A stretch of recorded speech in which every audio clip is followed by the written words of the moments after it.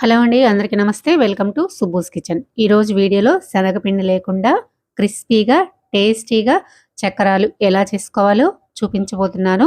ఈ విధంగా చేసుకున్నారంటే టేస్టీగా ఉండటంతో పాటు ఎక్కువ రోజులు కూడా నిల్వ ఉంటాయి. చాలా బావుంటాయి. పండగలొస్తున్నాయి కదా! పండగలప్పుడే కాదండి, మీకు ఎప్పుడు స్నాక్స్ తినాలనిపిస్తే అప్పుడు సింపుల్‌గా ఇలా చేసేసుకోండి.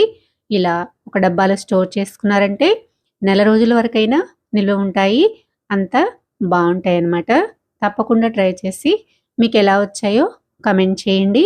నా వీడియో నచ్చితే తప్పకుండా లైక్ చేసి హైప్ చేయండి. ఇక ఆలస్యం చేయకుండా చక్కరాలైతే ఎలా చేసుకోవాలో చూసేద్దామా? ముందుగా ఒక కళాయి పెట్టేసుకొని అందులోకి హాఫ్ కప్ వరకు సగ్గుబియ్యం వేసుకోండి. నా దగ్గర లావు సగ్గుబియ్యం లేవండి. అందుకని సన్న సగ్గుబియ్యం వేసుకున్నాను. మీ దగ్గర లావు సగ్గుబియ్యం ఉంటే గనక అవే యూజ్ చేసుకోండి. సగ్గుబియ్యం ఫ్రై చేసుకునేటప్పుడు మంటని సిమ్‌లో పెట్టేసి 2, 3 నిమిషాలు ఫ్రై చేసుకోండి. ఇవి ఫ్రై అయిపోయిన తర్వాత ఇందులోకి 1 కప్పు ఎండుశనగపప్పు వేసుకోండి. 1 కప్పు ఎండుశనగపప్పుకి హాఫ్ కప్పు సగ్గుబియ్యం కరెక్ట్‌గా సరిపోతాయన్నమాట. ఇదే కొలతతోటి మీరు పెద్ద డబ్బా తీసుకొని కొలుచుకున్నా కూడా ఇలా వేసుకున్నారంటే చక్కరాలు పర్ఫెక్ట్‌గా వస్తాయన్నమాట. ఎండుశనగపప్పు వేసుకున్న తర్వాత కూడా మరో 2 నిమిషాల పాటు ఫ్రై చేసుకొని వీటిని పూర్తిగా చల్లారిన తర్వాత మనం మిక్సీ వేసేసుకుందాము. చూసారు కదా! ఈ విధంగా ఫ్రై చేసుకొని వీటిని పక్కన పెట్టేసుకుందాము. ఇవైతే ఇప్పుడు చల్లారిపోయాయండి. ఒక మిక్సీ గిన్నె తీసేసుకొని అందులోకి మనం ఫ్రై చేసి పెట్టుకున్న సగ్గుబియ్యం, ఎండుశనగపప్పు వేసేసుకోండి. వీటిని ఇలా ఫ్రై చేసుకొని వేసుకోవడం వల్ల మనకి మెత్తగా పిండి అయిపోతుందనమాట. చూసారు కదా! ఈ విధంగా మిక్సీలో వేసుకున్న తర్వాత ఇప్పుడు మెత్తగా గ్రైండ్ చేసుకుందాము. మీరు వీలైనంత మెత్తగా గ్రైండ్ చేసుకోండి. గ్రైండ్ చేసుకున్నామంటే మనకి నూక ఎక్కువగా రాకుండా ఉంటుంది.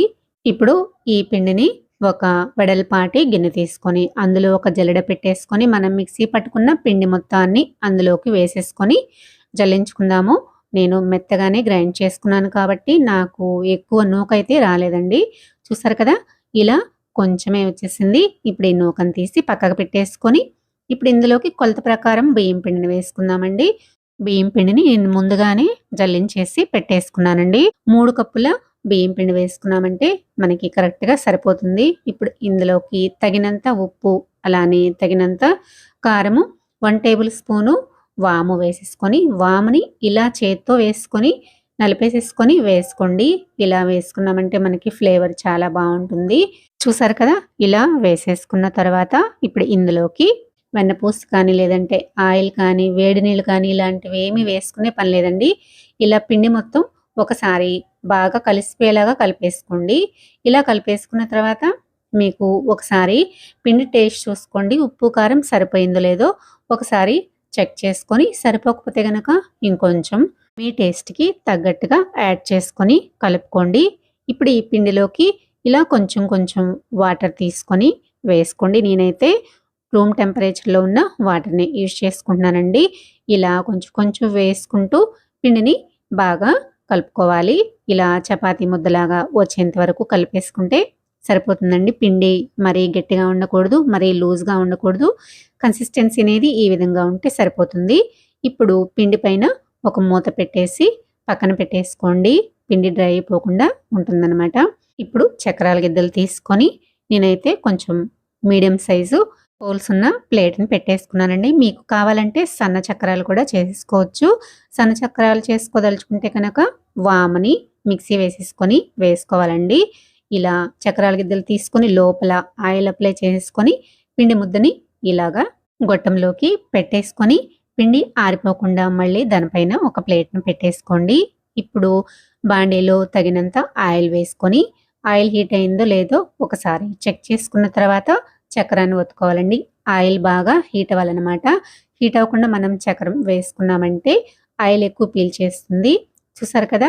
ఆయిల్ బాగా హీట్ చేసుకున్న తర్వాత ఇలా చక్రం వేసేసుకొని ఒకవైపు నుంచి రెండో వైపుకి ఇలా టర్న్ చేసుకున్నామంటే మనకి రెండో వైపు కూడా బాగా వేగిపోతుందనమాట.